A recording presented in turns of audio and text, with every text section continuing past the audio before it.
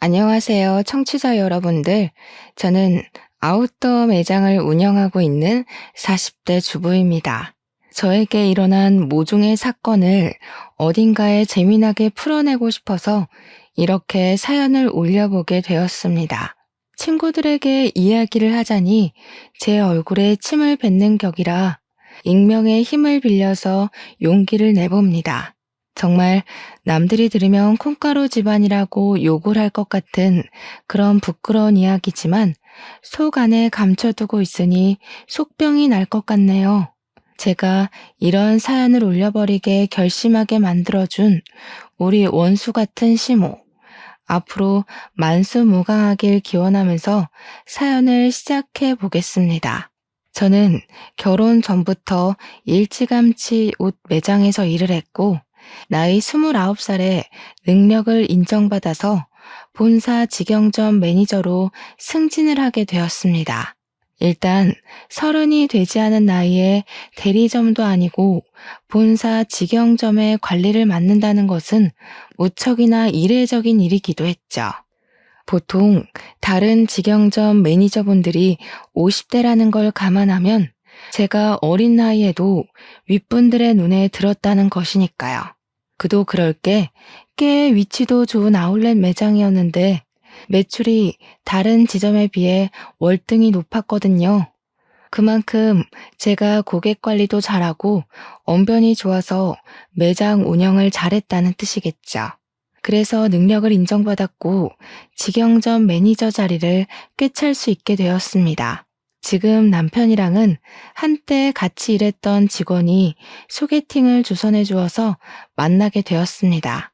소개팅이라는 매개체로 잘 될 확률이 무척이나 적다고 하던데 저희는 대화가 잘 통했고 서로의 외적인 부분이 마음에 들었고 그래서 잘 이어지게 되었습니다.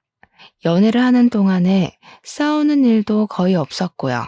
취미도 비슷하고 생활 습관마저 비슷해서 운명의 상대를 여기서 찾았구나 하면서 지냈습니다.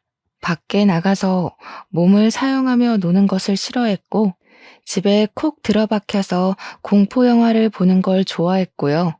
오이는 냄새만 맡아도 둘 다 기겁을 했고 강아지보단 고양이를 더 좋아하는 성격까지 무척이나 비슷했어요. 그렇게 남편과 저는 연애를 3년이나 했고 나이가 차고 혼기가 다가오자 결혼을 하기로 약속했습니다. 그때까지만 해도 우리의 미래에는 꽃길만 가득할 거라 믿어 의심치 않았습니다. 성품이 바르고 심성이 착한 남편에게 그런 시어머니가 존재할 거라는 생각을 전혀 하지 못했기 때문이죠. 제 인생의 변수 같은 예상치 못한 일이 벌어지기 시작한 건 결혼 허락을 받기 위해 처음으로 시댁에 인사를 드리러 간 날부터 시작이 되었습니다. 남편에게 살짝 언지를 듣긴 했지만 시모의 성격이 그렇게까지 소위 말하는 대박인 사람일 줄 몰랐거든요. 안녕하세요 하고 처음 인사를 드리고 시댁 현관에 발을 들이밀자마자 시모가 딱 그러더라고요. 너는 오늘 손님으로 온 자리니까 손 하나 까딱하지 말고 있어라 하고요. 그 말이 무슨 뜻이겠어요? 오늘은 손님이니까 가만히 있더라도 다음부터는 아니니까 분주하게 움직여라. 이 소리 아니겠나요? 더 대박인 건 남편보다 먼저 결혼한 남동생이 있었는데 그러니까 동서. 저한테는 동서되는 사람한테 이것저것 죄다 시키더라니까요. 네 형님 될 사람이 오니까 분주하게 일을 하라면서 동서한테 일일이 시키는데 시모는 손 하나 까딱 안 하고 옆에서 지시만 내리더라고요. 살얼음판 걷는 듯한 기분이 들고 속으로 와 이거 큰일 났다. 시집살이 대박으로 시키는 거 아닌가 하면서 눈치만 봤죠. 그런데 더 대박인 건 그런 시모에게 한마디도 지지 않는 동서였다는 거죠. 진짜 보통이 아닌 수준이다 하고 느꼈는데 이 기센 사람들 사이에서 나는 살아남을 수 있는 건가 싶었습니다. 시모가 동서한테 간이 싱겁다 하면 동서는 어머님 소금 주세요. 시모는 동서 째려보면서 거기 있다 하면 손이 안 닿아요. 고춧가루는요? 거기 있잖니. 계란도 좀 꺼내주시고요. 너는 손이 없어 발이 없어? 하면서 둘이 말싸움을 하더라고요. 시모가 이래라 저래라 하면 동서는 그거 주세요, 저거 주세요 하고 시모가 네가 직접 가져가라 하면 동서는 저 그거 어디 있는지 몰라요 하고 둘이 무슨 꽁트 찍는 것처럼 대화를 하는데 웃긴 건 동서는 정말 시모를 보조원처럼 부려먹으면서 집안일을 하더라고요. 그 정도면 누가 누구 수발을 들고 있는 건지 헷갈릴만 하더라고요. 저는 그 사이에서 약간 체하는 기분을 느끼며 이 난간을 어찌 헤쳐가야 할까 고민을 했죠. 다행스럽게도 동서가 아주 쿨한 성격을 가진 여자였다는 거죠. 밥 잘 먹고 이야기 잘 나누고 집에 간다고. 남편이랑 저랑 서방님네랑 다 같이 나왔는데 동서가 저를 슬며시 잡더라고요. 형님 되실 분이니까 터놓고 이야기할게요. 절대로 기죽으시면 안 되고요. 또박또박 싸워서 이기셔야 돼요. 우리 시모가 발 뻗을 곳 보고 뻗는 분이시거든요. 처음에 제가 비위 다 맞췄는데 그러다가 호구 잡혔어요. 한번 대판으로 싸운 다음에서야 저한테 뭐라고 안 하시거든요. 오늘은 형님 온다고 일부러 기세 보이고 싶다고 저러신 거고요. 평소에는 저한테 한마디도 못 하시거든요. 그니까 형님도 저처럼 드세게 나가셔야 돼요. 어려우면 연락 주시고요. 그렇게 자기 할 말 쏙 하고 가더라고요. 순간 제 머릿속에 시모를 들이받으라고? 이게 무슨 콩가루 같은 이야기지? 했어요. 동서가 정말로 저를 걱정해서 말해주었던 진심이라는 걸 그때는 잘 몰랐죠. 그 이후에 상견례를 했고 양가가 서로 합의 잘 이루어진 상태로 결혼 준비를 끝냈고 무난한 결혼식을 올리게 되었습니다. 근데 보통 결혼식 하는 날 신부 대기실에는 신부 지인들만 들어오지 않나요? 친구들이랑 이야기하고 사진 찍고 그러고 있는데 시모 지인들이 싹 들어와서는 저한테 돗대기 시장처럼 시끄럽게 말을 시키는 거예요. 며느리가 아웃도어 매장을 운영한다고? 하면서 자기네들이 시모의 산악 동호회 친구들이라고 하더라고요. 우리 시모 취미가 산을 타는 것이었는데 아웃도어 매장을 운영하는 며느리가 들어왔다고 싸게 살 수 있다고 자랑을 하셨나 보더라고요. 옷을 좀 할인해달라고 일부러 찾아와서 저한테 말을 건 것이었죠. 제가 운영하고 있는 매장이 직영점이라서 본사에서 내려온 할인율만큼만 할인을 해줄 수가 있었거든요. 기본적으로 아울렛 매장이라 깔리고 들어가는 할인율도 있었고요. 저는 뭐 땅 파서 장사하는 것도 아닌데 제가 맘대로 할인을 해줄 순 없죠. 굳이 신부 대기실까지 찾아와서 할인 이야기 꺼내고 가는 시모 지인들도 무척이나 별로였어요. 그거 하나 딱 찝찝한 거 남기고 결혼식 잘 하고 저희는 바로 신혼여행지로 떠났습니다. 남편과 저는 평소에 가볼 수 없는 곳으로 신혼여행을 가자고 약속을 했고 그 장소는 바로 약속의 땅 뉴질랜드였습니다. 뉴질랜드가 워낙 자연 경관이 거대하고 멋있고 또 산을 걷는 트레킹이 유명한 나라잖아요. 남편이랑 같이 트레킹 관광을 나섰는데 거기서 엄청 좋은 트레킹화를 팔고 있더라고요. 큰 마음 먹고 제 거랑 남편 거 사면서 시모가 산악 동호회를 한다고 했으니까 시부모님 드릴 신발도 한 켤레씩 샀습니다. 당연히 한국까지 전화를 해서 신발 사이즈 물어보고 샀죠. 귀국을 해서 시댁에 신발을 딱 가져가니까 시부가 너무 마음에 든다고 좋아하시더라고요. 근데 시모는 약간 마음에 안 든다는 식으로 삐죽거리면서 시부한테 그러더라고요. 당신은 산에 가자고 하는데도 안 가면서 이런 좋은 신발이 왜 필요하냐고요. 시부가 아니 뭐 산 탈 때만 신는 신발인가? 그냥 신고 다니면 되지 하니까 시모가 저를 보면서 색이 이거밖에 없었니? 이러는 겁니다. 아웃도어 매장 한다는 애가 신발색을 이런 갈색으로 골라오면 어떡하냐고 등산화 화려한 게 요즘 유행인 거 몰라서 그러냐고 하는 거예요. 몰랐으면 지금이라도 자기 말 듣고 화려한 운동화로 매장에 있는 거 다 바꾸라며. 핑크색, 노란색 이런 거 없었냐고. 계속 갈색이 뭐야 갈색이 하시더라고요. 그래서 제가 뭐 대충 대꾸했죠. 갈색이어야 더러워져도 별로 티가 안 나죠 하면서요.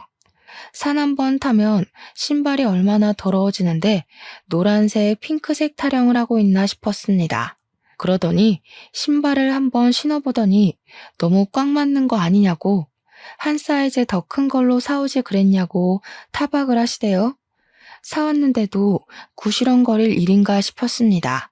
그것도 뉴질랜드에서 사온 거라 교환이나 환불이 될 리도 없는데 참.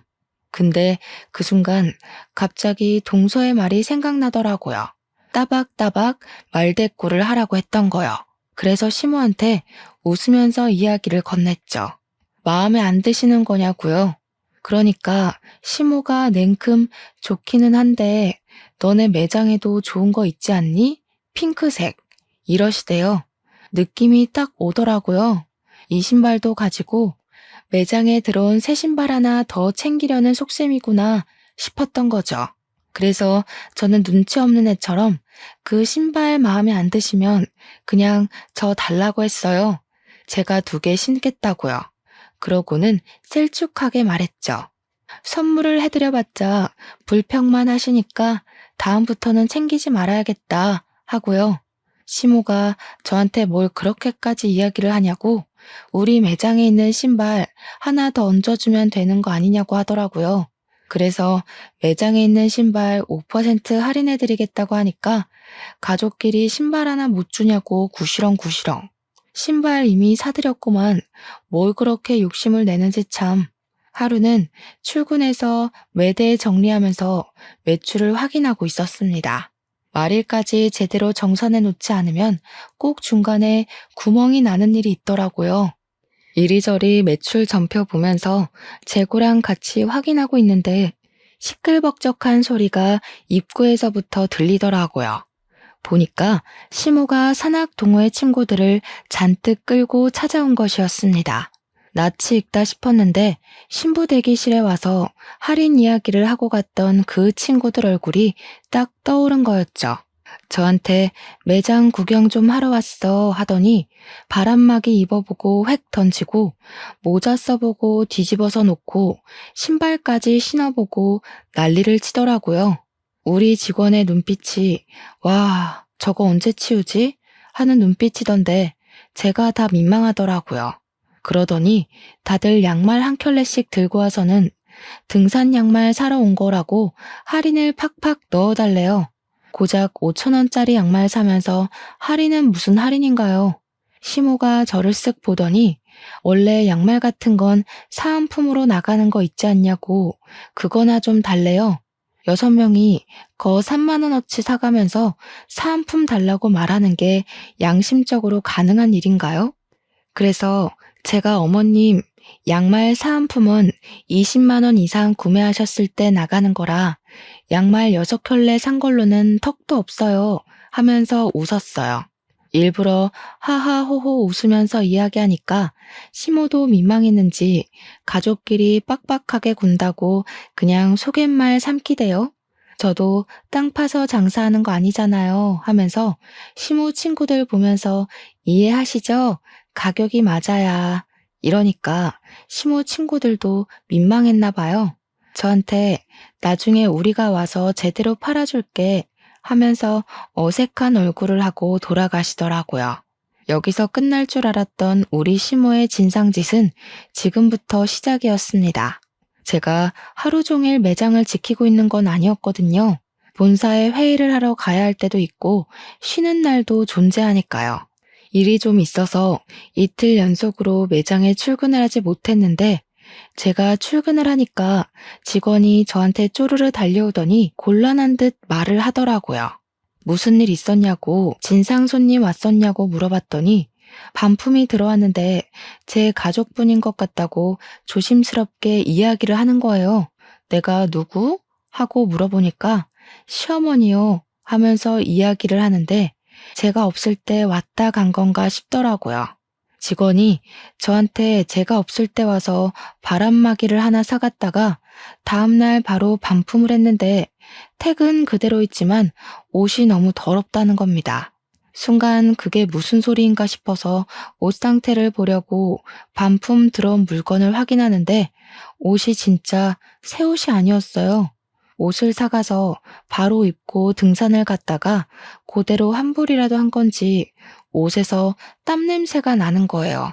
그래서 직원한테 설마 이거 취소해줬냐고 물어보니까 직원이 난처하다는 얼굴로 자기가 매니저 시어머니라고 박박 우기면서 제가 해주라고 했다고 했대요. 그러면서 어떡해요?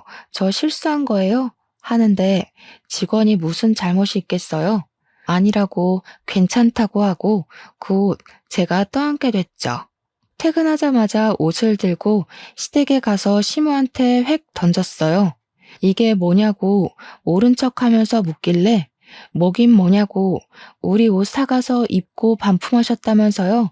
하면서 일부러 큰 소리로 이야기를 했습니다. 시부가 빤히 보고 있었으니까 일부러 들으라는 듯이 이야기하니까 시모가 시치미를 뚝 떼더라고요. 자기는 그런 적 없다고 옷을 사가서 반품한 건 맞는데 입고 돌아다닌 적은 없대요. 그러면서 그 직원 진짜 웃기는 계집애라고 자기가 옷 관리를 못한 걸 가지고 매출 늘리려고 일부러 거짓말 치는 거 아니냐면서 몰아가는 겁니다.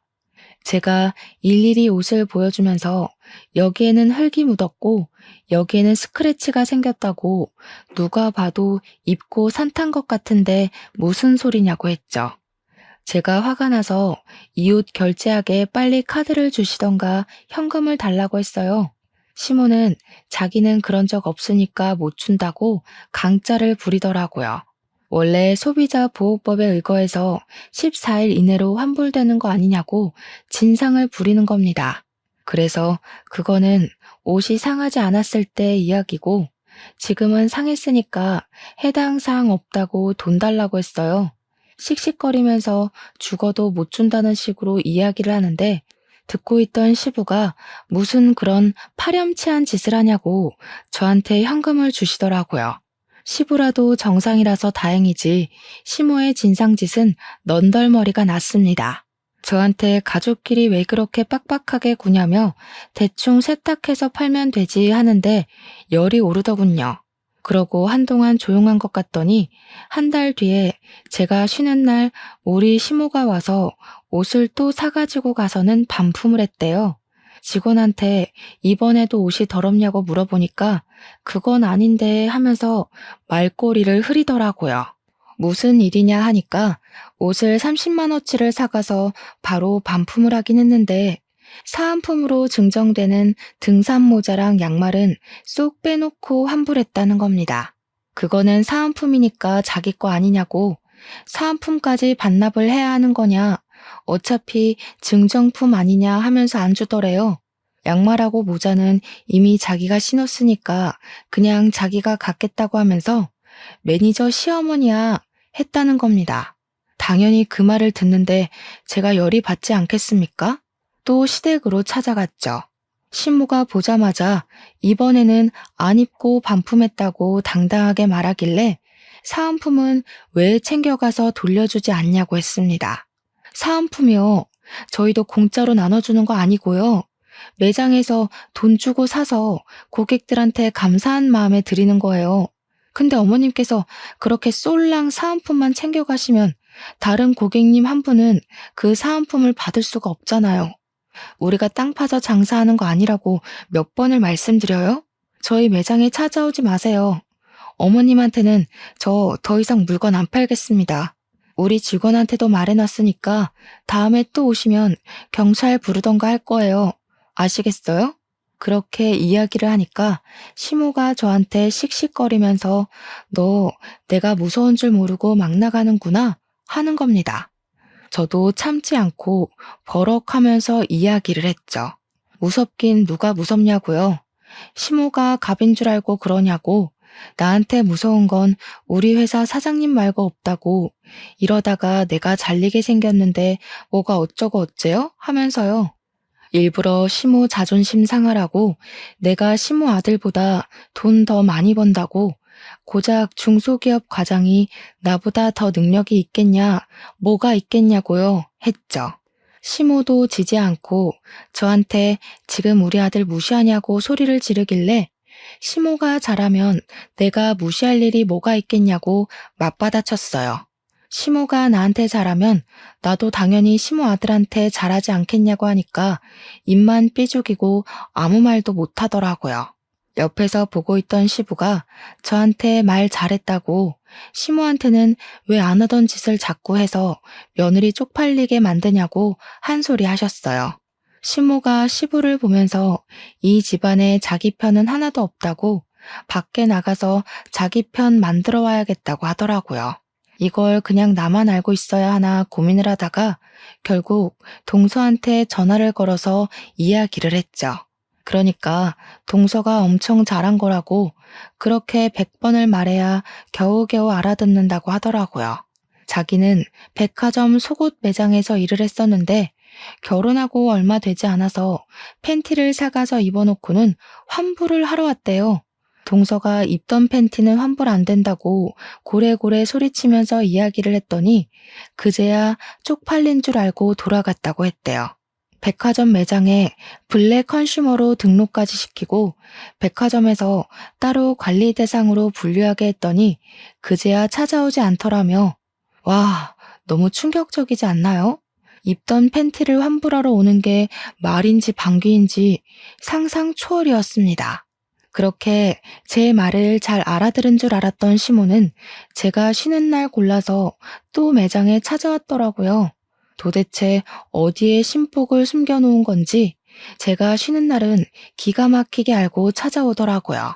이번에는 남성용 등산화랑 남성용 등산용품을 몇 개 사가길래 직원이 주시하고 있었다고 하더라고요.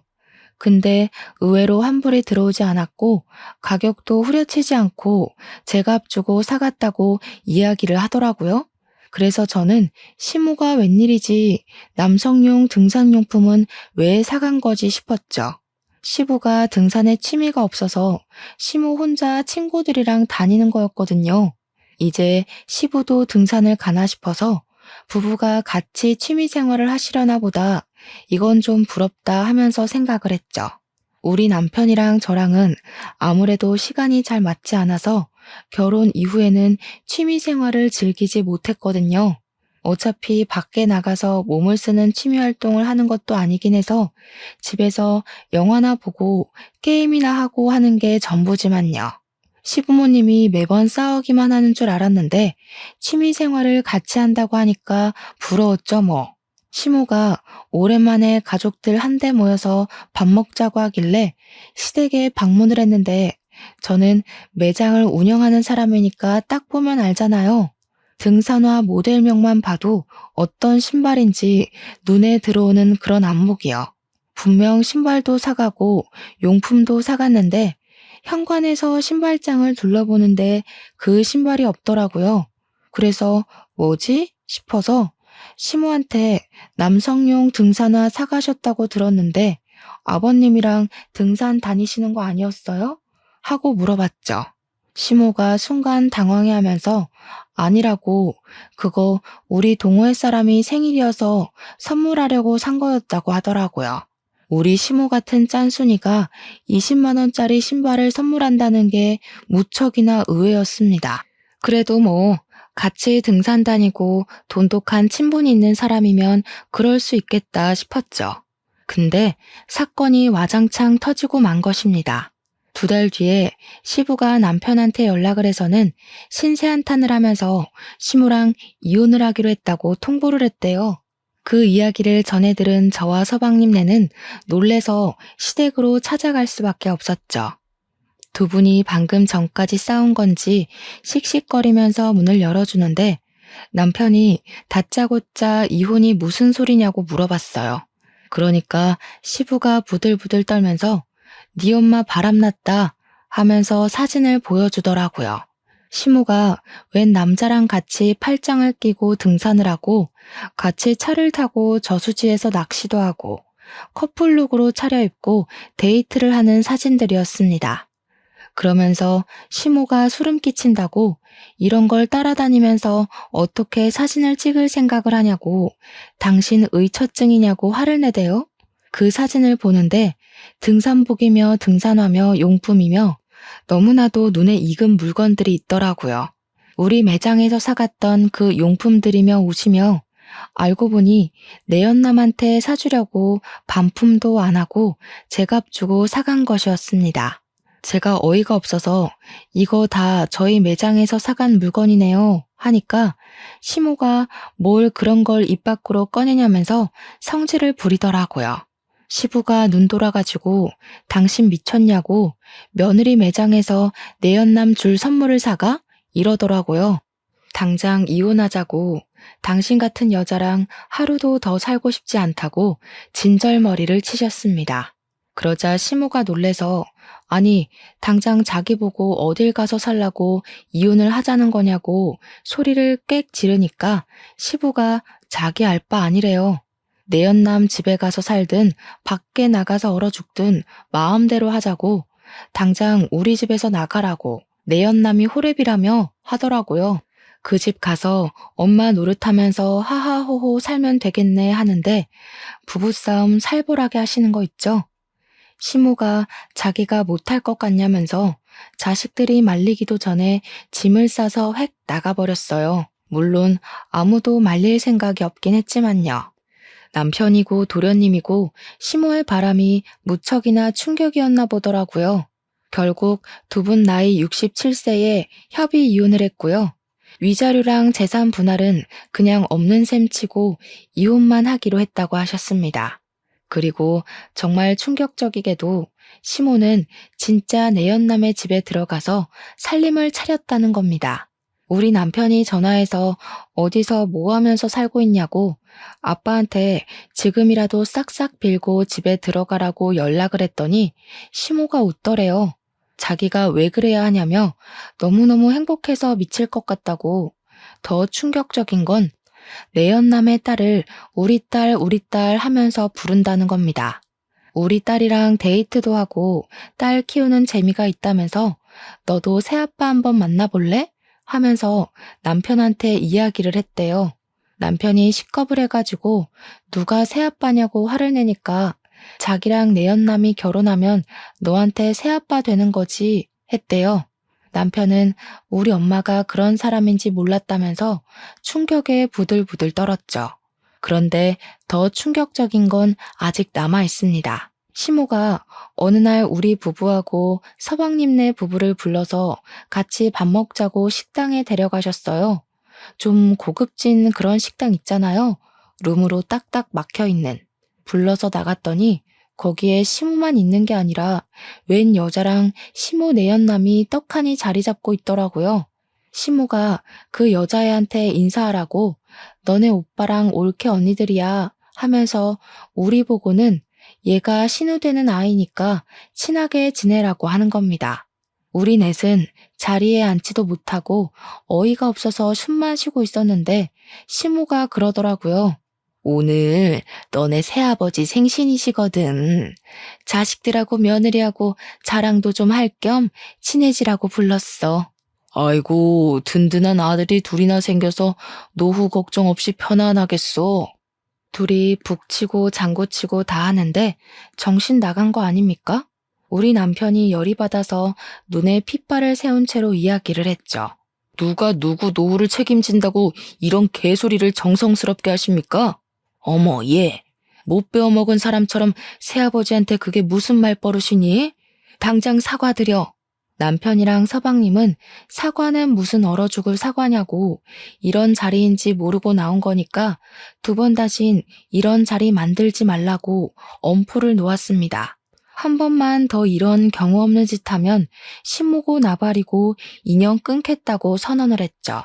뒤돌아서 나오는데 시모가 막 뛰어나오더라고요. 제일 뒤에 걷고 있던 제가 만만한지 저를 딱 붙잡고는 사정을 하더라고요. 얘, 돈 좀 주고 가라. 우리 아들들이 낼 거라고 내가 설레발 다 쳐놨는데 일부러 비싼 집으로 골라왔는데 내 체면은 살려줘야 하지 않겠니? 저 지갑 안 들고 왔는데요. 어머님이 불러내신 거라 당연히 어머님이 사주시는 건 줄 알고 지갑 안 들고 왔죠. 야, 너네 버르장머리 없이 뭐 하는 거야? 당연히 자식들이 사야지 내가 돈이 어딨어. 아까 방에 있던 어머님이 좋아 죽겠다고 했던 내연남 딸한테 내라고 하세요. 뭐? 내연남 딸? 너한테는 시누이야. 어머, 저한테 왜 시누이예요? 우리 남편이랑 저 여자랑은 가족이 아닌데요. 그러고는 재빨리 식당을 빠져나왔습니다. 우리 남편은 완전 열이 받아가지고 엄마가 저렇게 파렴치한 인간인 줄 몰랐다고 어떻게 저런 짓을 할 수 있냐고 시부가 불쌍하다고 난리였어요. 그런데 여기서 일이 끝났으면 제가 사연을 쓰지도 않았겠죠. 더 파렴치한 일은 그 뒤에 벌어지게 되었습니다. 제가 글쎄 생각지도 못했던 갑상선암에 걸리게 된 것입니다. 임신을 준비하던 도중 수치가 이상하다는 종합검진 결과에 놀라서 큰 병원을 찾아가니 갑상선암이라고 하더라고요. 물론 완치율도 높고 다른 사람들보다 훨씬 더 빠르게 발견을 하게 되어서 수술만 하면 괜찮을 거라고 하더라고요. 평생 약을 달고 살아야 해서 한동안 임신 계획은 가지면 안 된다고 했지만 그 이외에는 아무 문제도 없을 거라고 저를 안심시켜 주었습니다. 의사의 조언에 따라서 수술 날짜까지 빠르게 잡고 났는데 그래도 제가 암이라는 사실은 변하지가 않잖아요. 남편과 저는 한동안 마음을 추스르느라 바빴습니다. 치료와 수술을 해야 하는 바람에 어쩔 수 없이 한동안 일을 쉬어야 하는 처지에 달했고 매장 관리는 결국 다른 사람에게 넘기게 되었습니다.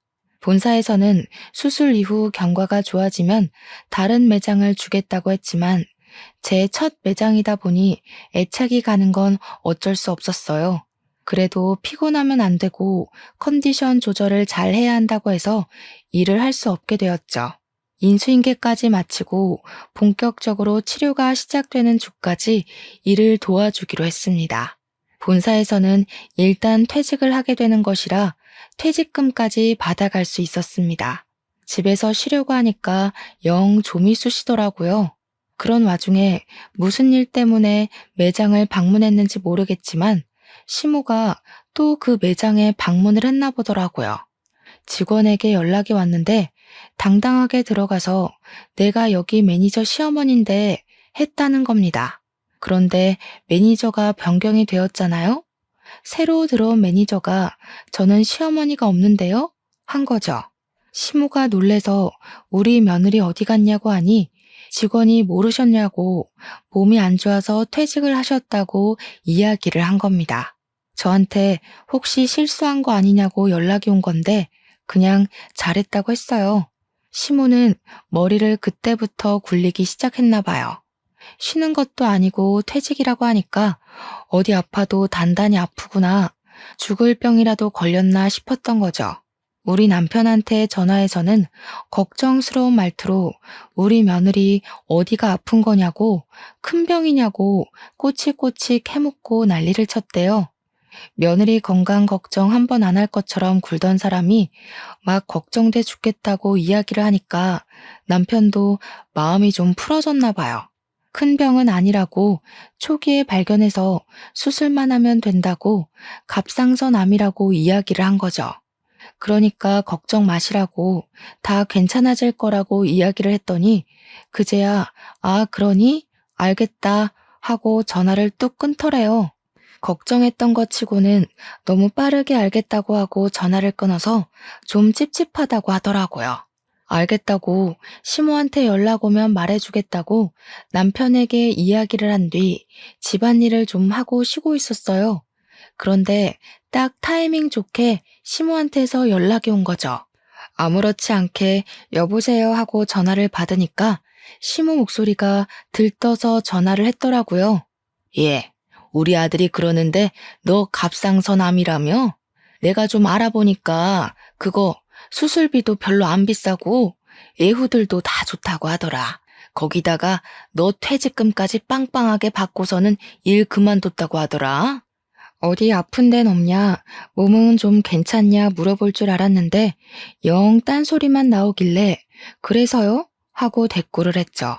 그러니까 전화로 할 이야기는 아닌 것 같다고 이따가 집으로 찾아오겠다고 하고 끊더라고요. 영 기분이 쎄해서 남편한테도 이야기를 하니까 퇴근하자마자 집으로 가겠다고 하더니 정말 날아왔는지 평소보다 일찍 왔더라고요. 남편이랑 집에서 저녁 먹고 쉬고 있는데 시모가 대뜸 집으로 찾아온 겁니다. 너 보험금 얼마 나왔어? 보험은 좀 들어놨지? 퇴직금은 얼마 받았니? 아픈 사람 붙잡고 웬 돈 이야기야? 아니, 어쩜 이렇게 타이밍이 좋니? 너네 새아버지가 사업을 하는데 자금이 콱 틀어막혀서 지금 위험하거든. 일단 그거 먼저 풀어야 해서 대충 1억 정도가 필요한데 우리 며느리가 근속기간도 길고 보험금도 받았을 거 아니니. 10년 넘게 일도 했으니까 퇴직금도 꽤 되고 보험 진단금 받은 거 합치면 1억은 될 것 같더라고. 그 돈 나 좀 빌려줘라. 내가 나중에 갚을 테니까. 아니, 제가 아파서 퇴직을 한 거고 암 때문에 받은 보험금을 지금 내연남한테 빌려주라고 하는 게 맞는 건가요? 이게 바로 정신 나간 소리 중에 제대로 정신 나간 소리 아니겠습니까? 저는 어이가 없어서 바로 시모한테 세게 들이박았습니다. 어머님, 혹시 머리에 소주 꽂으셨어요? 그랬더니 시모가 뭐가 어쩌고 어째? 하면서 저한테 큰 소리를 치시는 거예요. 지금 화를 낼 사람이 누군데 누가 누구한테 큰 소리를 냅니까? 머리에 소주 꽂은 것도 아닌데 어떻게 이런 생각을 하세요? 다른 것도 아니고 제가 암에 걸려서 투병을 시작했는데 보험금을 달라고요? 그것도 저한테는 생판남이나 다름없는 어머님 내연남 사업 자금을 위해서요? 예, 생판남은 무슨 남이니? 이 일만 해결하면 우리 결혼할 거야. 그럼 너한테도 새 시아버지가 되는 거 아니겠니? 어떻게 내연남이라고 할 수 있어? 어머님이 바람 피우신 건 맞잖아요. 지금도 어쨌든 호적 정리도 안 돼서 그냥 단순 동거남인 거고요. 그 나이 먹고 아픈 며느리한테 이런 말 하는 거 부끄럽지도 않으세요? 저 같으면 쪽팔려서라도 이런 부탁 못할 것 같아요. 제 말이 끝나기 무섭게 남편이 부들부들 떨더라고요. 시모한테 목소리 쫙 내리깔고 이야기를 하는데 처음 보는 남편의 모습이어서 너무나도 놀랬습니다. 섬뜩하리만치 목소리를 내는데 진짜 사신이 나타난 기분이었어요. 엄마, 나 진짜 엄마한테 너무나도 실망이 크다. 바람을 피웠다고 했을 때만 해도 아빠한테도 어느 정도 책임이나 잘못이 있을 거라고 생각했어. 아빠는 항상 돈을 번다고 바빴고 엄마는 외로움을 견디지 못하는 사람이었으니까. 근데 지금 생각해보니까 아니야. 그래, 아닌 것 같아. 예, 네 아버지가 나한테 관심이라도 줬으면 내가 바람을 피웠겠니? 그 인간은 나를 그냥 집 지키는 집 요정 정도로만 취급했다. 아니, 엄마는 그냥 탐욕스러운 사람인 거고 엄마만 생각하는 아주 이기적인 사람이었던 거야. 난 더 이상 엄마를 엄마라고 생각하지 않고 살 거야. 어떻게 우리 와이프 병원비를 아니 목숨값을 내놓으라고 당당하게 말을 할 수 있어? 이제 내 집에서 나가줘. 나한테 연락도 하지 말고 앞으로는 찾아오지도 마. 아니, 내가 먹고 튄다고 했니? 그거 갚겠다고 했잖아. 보증이라도 서줘? 공중이라도 설까?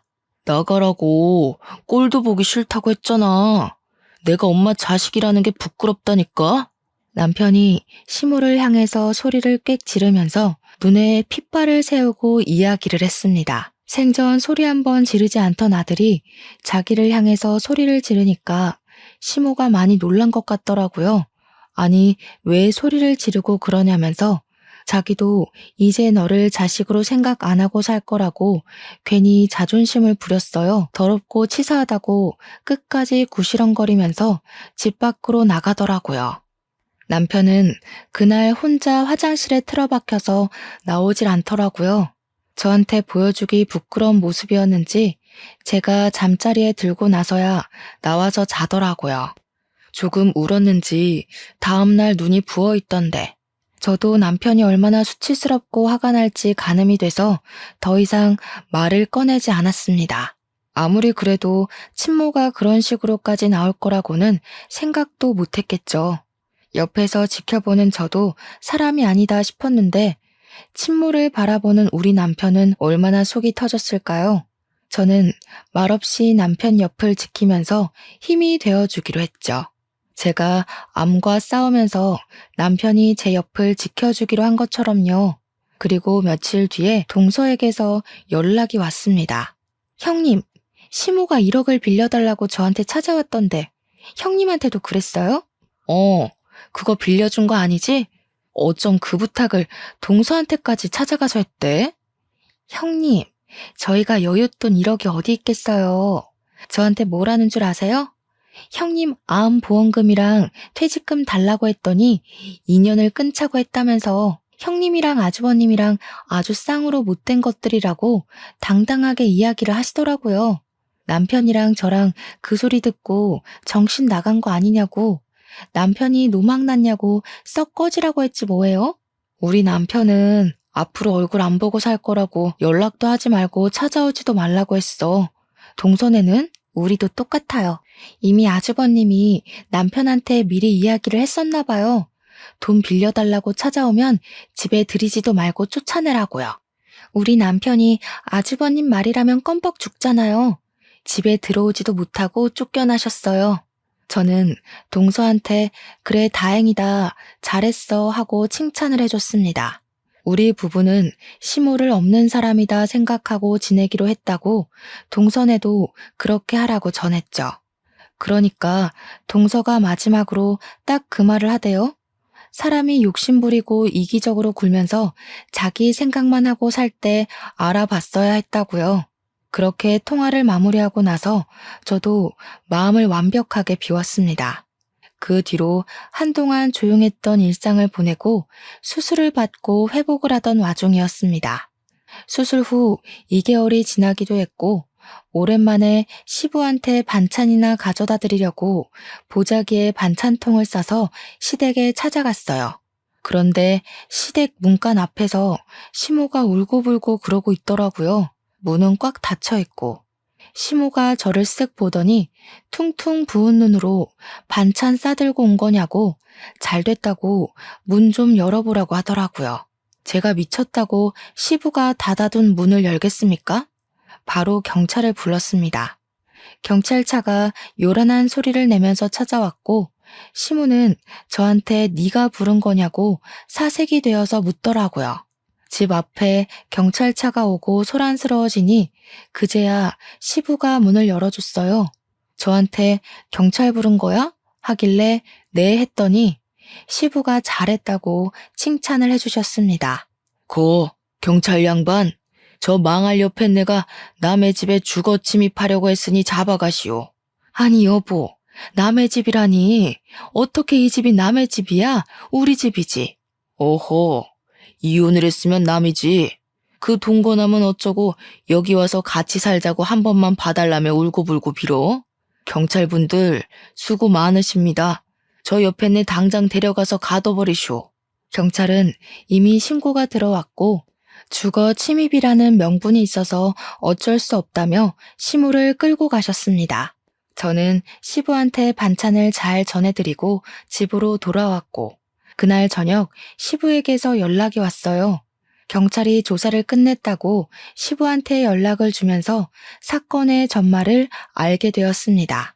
시모는 결국 1억을 구하지 못했고 내연남은 시모한테 온갖 난리를 떨면서 쫓아냈다고 하더라고요. 알고 보니 내연남도 1억을 구해다 주겠다는 시모의 말에 속아서 같이 동거를 했던 거라고 하더군요. 내연남이 시모한테 그 돈 때문에 7살이나 많은 늙은 아줌마랑 동거까지 한 건데 그 돈 못 구해와서 길바닥에 내앉게 생겼다고 했대요. 시모가 돈이 있어 뭐가 있어요? 시부한테 원룸이라도 얻어달라고 사정사정을 했다는데 시부가 그것도 거절했대요. 나중에 듣기로는 뭐 지방에 있는 친척네 집으로 갔다는 것 같은데 별로 궁금하지 않더라고요. 시부도 그렇고 우리 남편도 서방님도 강단 있는 사람이라서 일이 확실하게 해결됐지. 아니었으면 시모가 누울 자리 보고 뻗었겠죠. 저는 암 수술은 무사히 완벽하게 제거되었고 의사 선생님이 경과가 좋아서 2, 3년 지나면 임신 계획을 세워도 좋을 거라 했습니다. 남편과 저는 하루빨리 이세를 만들고 싶어서 시간이 흐르기만 기다리고 있어요. 우리 가족에게 새 생명이 찾아와 더욱더 화목해지길 기대해 봅니다. 제 이야기를 여기서 마치도록 할게요. 오늘도 고생하셨고 수고하셨고 또 좋은 하루 보내세요.